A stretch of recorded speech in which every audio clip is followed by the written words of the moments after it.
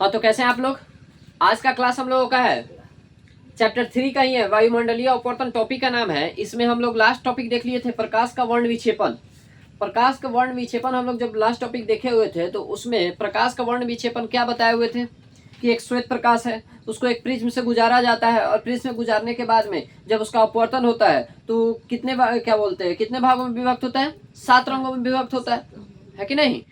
वो हम लोग किस चीज पे प्राप्त करते हैं? तो एक वर्णपट नाम का आता है उस पर्दा, उस पे हम लोग क्या करते हैं? उस 7 रंगों को क्या करते हैं? प्राप्त करते हैं। कोई दिक्कत नहीं ना? अब उस 7 रंगों में सबसे ऊपर लाल और सबसे नीचे बैगनी, सबसे नीचे बैगनी, सबसे ऊपर लाल। हम लोग नाम कैसे याद रखेंगे? नीचे से ऊपर वैजानीहा पीनाला। क्या नाम रखेंगे? याद क्या रखेंगे? वैजानीहा पीनाला। ठीक है, तो ये है हमारा 7 रंग। ठीक है, अभी 7 रंगों में सबसे ज्यादा और सबसे कम का एक का विचलन देख लेते हैं और एक का तरंग धर देख लेते हैं। तो विचलन और तरंग धर ये दोनों में लाल रंग का जो तरंग धर होता है, तरंग धर सबसे अधिक होता है। लाल रंग का जो तरंग धर होता है वो क्या होता है? सबसे अधिक होता है। और क्या बोलते हैं, बैगनी का तरंग धर क्या होता है? सबसे कम होता है। कोई दिक्कत नहीं ना? लाल रंग का तरंग धर बैगनी के तरंग धर से क्या होता है? अधिक होता है। लाल रंग का तरंगधर बैगनी के तरंगधर से क्या होता है? अधिक होता है। और बैगनी का तरंगधर लाल रंग के तरंगधर से कम होता है। अब तरंगधर को हम लोग सूचित किससे से करते हैं? तो तरंगधर को हम लोग सूचित करते हैं एंगस्ट्रॉम, जिसको बोलते हैं। क्या बोलते हैं? एंगस्ट्रॉम। एंगस्ट्रॉम से सूचित करते हैं। ठीक है, और एंगस्ट्रॉम 1 एंगस्ट्रॉम बराबर होता है 1 एंगस्ट्रॉम बराबर होता है 10⁻⁻10 m। ठीक है, इतना के बराबर होता है 1 एंगस्ट्रॉम। अब जितने भी तरंगधर है ना सबको हम लोग किसके द्वारा सूचित करते हैं? एंगस्ट्रॉम के द्वारा। किसके द्वारा? एंगस्ट्रॉम। इसका नाम क्या है? एंगस्ट्रॉम, देख लीजिएगा नाम। एंगस्ट्रॉम के द्वारा हम लोग सूचित करते हैं। कोई दिक्कत नहीं ना? चलिए अगला है विचलन के बारे में समझते हैं। देखिए विचलन जो होता है ना, सबसे अधिक विचलन हम लोग का, विचलन कहने का मतलब विचलित होना, मतलब फैलना। तो सबसे अधिक कौन सा कलर फैलता है? तो बैगनी सबसे अधिक फैलता है और सबसे कम लाल, सबसे कम लाल। तो विचलन सबसे ज्यादा किस रंग का होता है? बैगनी का। और सबसे ज्यादा तरंगधर किसका होता है? लाल रंग का। सबसे कम विचलन किसका होता है? लाल रंग का। सबसे कम विचलन किसका होता है? लाल रंग का। और सबसे कम तरंगधर किसका होता है? बैगनी का।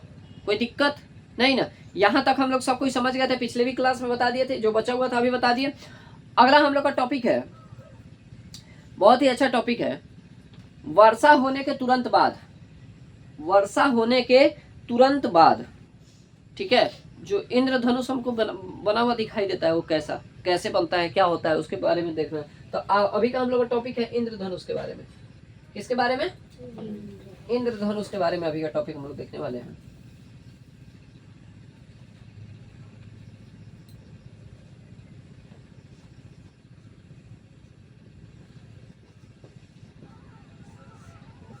कैसे ना? इंद्रधनुष।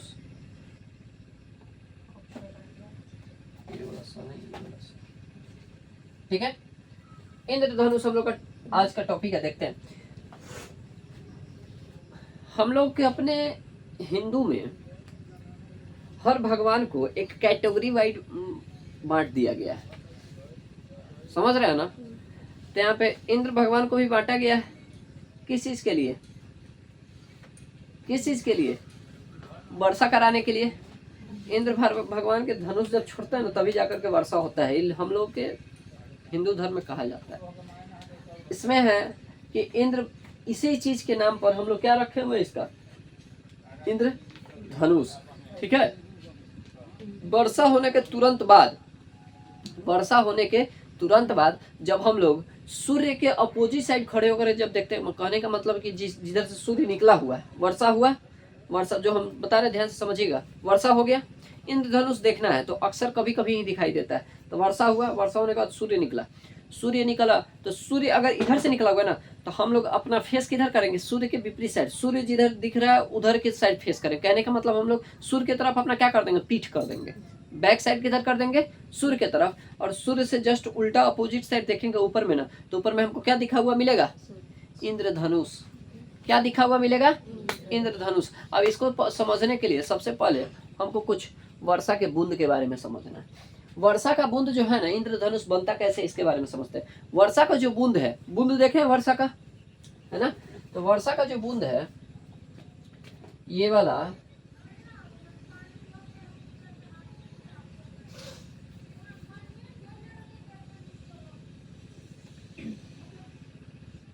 कुछ इस प्रकार से वर्षा का बूंद गिरता है ना। मान लेते हैं क्या है, वर्षा का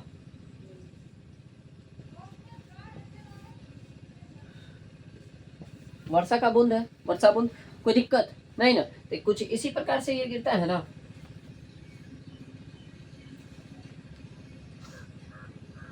बहुत सारा अलग अलग गिरते रहता है कि नहीं। तो वर्षा का बूंद है। अब इसको समझने के लिए सबसे पहले हम लोग समझेंगे हम लोगों का सघन माध्यम और विरल माध्यम। सघन माध्यम और विरल, जो पिछली क्लास में हम समझा चुके हैं, फिर से भी बता रहे हैं, सघन माध्यम और विरल माध्यम। सघन माध्यम और विरल माध्यम के लिए समझने के लिए एक पॉइंट हमारे पास चाहिए, उसके लिए, क्योंकि इस चीज़ को दर्शाना है तो इसको समझना जरूरी है। मान लेते हैं कि एक प्रकाश का किरण हम लोग क्या करते हैं, गुजारते हैं। क्या करते हैं, तो यहाँ से एक प्रकाश का किरण क्या करे, गुजारती है, कोई दिक्कत। मान लेते हैं ऊपर वाला कौन सा माध्यम है, सघन माध्यम, और नीचे वाला विरल माध्यम, कोई दिक्कत। अब जब हम इसको समझाए हुए हैं तो यहाँ से सघन माध्यम, विरल माध्यम, ये क्या होता है, ये वाला क्या लाइन हो जाता है, कौन सा लाइन, सीधा वाला कौन सा लाइन होता है, क्या लाइन, इस लाइन का क्या नाम है आप लोग को बताए हुए, अभिलंब। क्या नाम है, अभिलंब। सघन माध्यम, विरल माध्यम, इस लाइन का नाम है अभिलंब। अब जब अभिलंब से होकर के क्या होता है, जब गुजरता है तो इसको कायदे से जाना चाहिए, कैसे, इसे सीधा निकलना चाहिए, ऐसे निकलना चाहिए ना। लेकिन जैसे ही ये सघन माध्यम से किस माध्यम में जाता है, विरल माध्यम, तो क्या होता है, सघन माध्यम से जब भी विरल माध्यम में जाता है तो अभिलंब से दूर भागता है। क्या होता है, दूर भागता है। देखिए ये अभिलंब से कहाँ जा रहा है, दूर जा रहा है। तो कोई भी प्रकाश की किरणें जब सघन माध्यम से विरल माध्यम में आता है तो कहाँ जाता है, दूर जाता है, ठीक है ना। तो एक काम ये हो गया, अब समझ गया ना, ये वाला विरल, विरल, ये वाला सघन। तो कोई भी किरण लेंगे तो हम जैसे ही क्या बोलते हैं, कोई भी किरण जैसे ही अपना अपवर्तन करता है किसी दूसरे माध्यम में जाने के लिए, तो क्या होता है, सघन से विरल में जाता है तो अभिलंब से दूर भागता है। तो फिर यहाँ से सघन से क्या हो रहा है,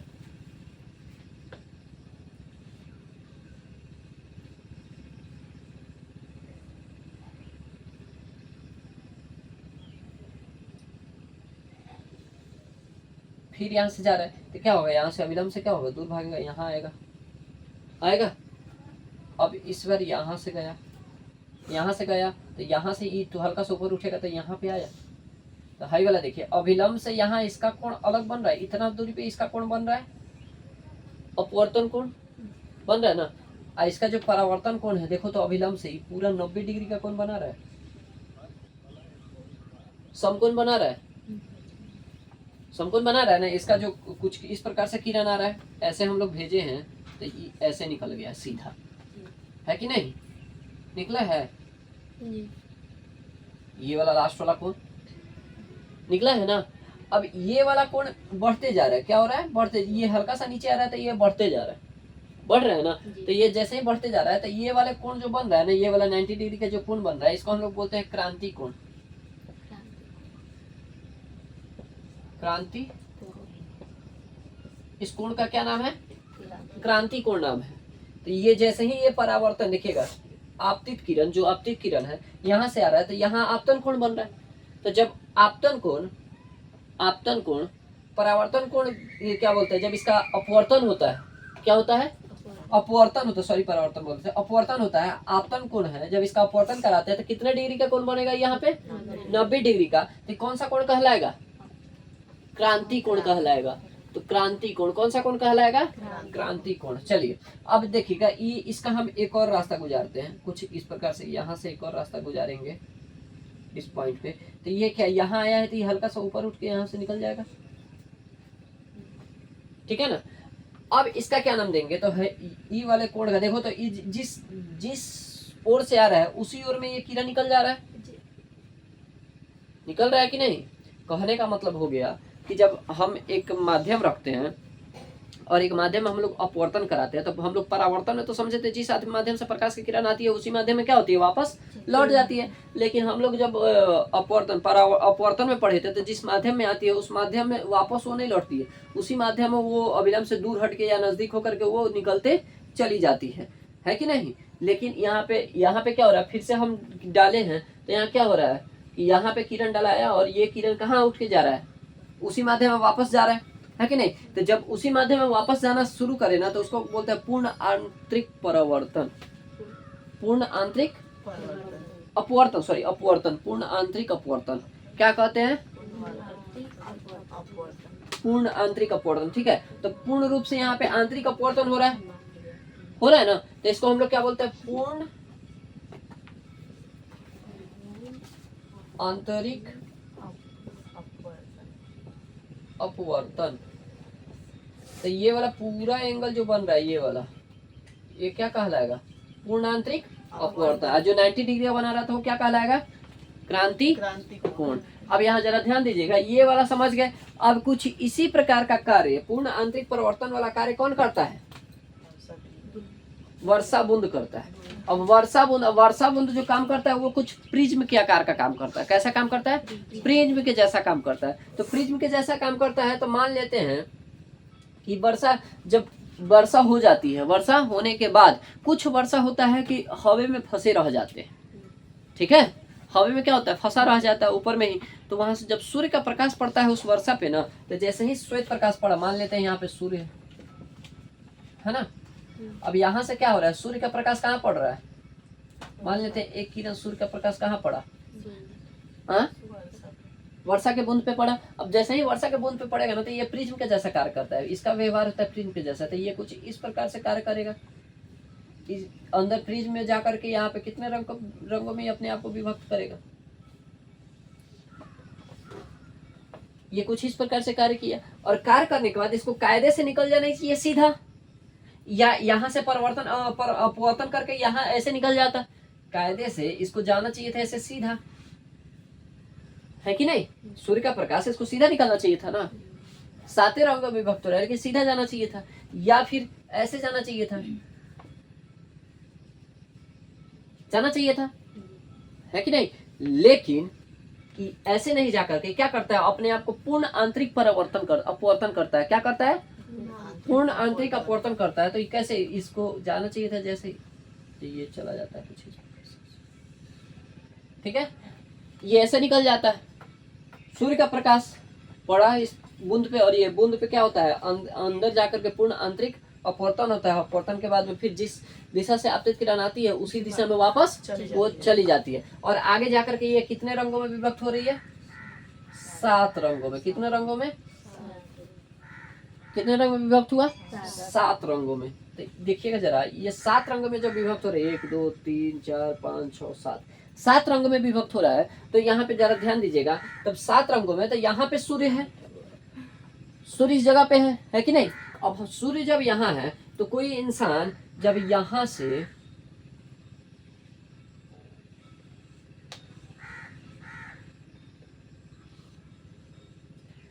से जब देखेगा, ठीक है, यहाँ से जब देखेगा तो इसको क्या होगा कि सूर्य क्या बोलते हैं, जब सूर्य के अपोजिट साइड से देख रहा है ना, सूर्य कुछ और दूर कर देते हैं, यहाँ पे कर दो।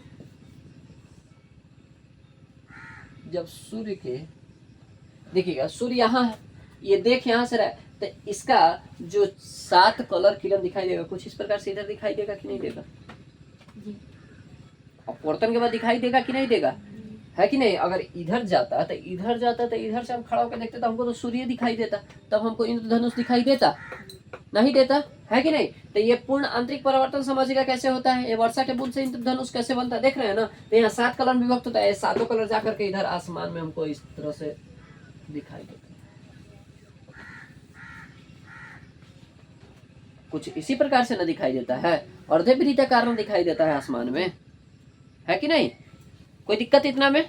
वर्षा का बूंद ये समझ गए? चलिए इसको फटाफट नोट कीजिए। तो हाँ, तो समझिएगा अब इंद्रधनुष के बारे में।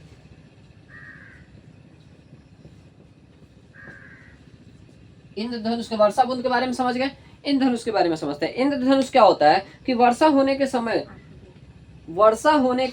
समय जब सूर्य चमकता है, वर्षा होने के समय या वर्षा होने के तुरंत बाद जब सूर्य चमकता है तो हम क्या करते हैं, अपनी पीठ को सूर्य के साइड रख के, अपने फेस को सूर्य के अपोजिट साइड रख के जब ऊपर के साइड में देखते हैं, ठीक है, तो देखते हैं तो वर्षा का बूंद कुछ आसमानों में फंसे रहते हैं, जिसके कारण ये वर्षा का बूंद सूर्य के प्रकाश, श्वेत प्रकाश आते हैं और श्वेत प्रकाश से ये वर्षा का बूंद प्रिज्म का काम करता है और प्रिज्म का कार्य करते हुए 7 कलर में विभक्त होता है। और यही सात कलर जब विभक्त होता है तो अपवर्तन के बाद में क्या हो जाता है, आसमान में हमको अर्धवृत्ताकार के रूप में देखने को मिलता है। इसी को हम लोग क्या कहते हैं, इंद्रधनुष कहते हैं। क्या कहते हैं?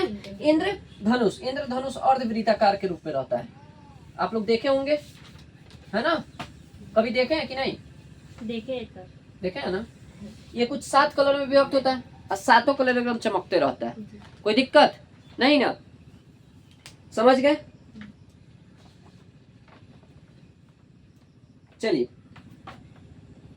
इसमें क्या बोलते हैं, इसका तो बता दिए थे, है कि नहीं? अगला हम लोग का है प्रकाश का प्रकीर्णन। प्रकाश का प्रकीर्णन के बारे में आगे हम लोग देखते हैं, नेक्स्ट वीडियो में शायद देखेंगे, ठीक है?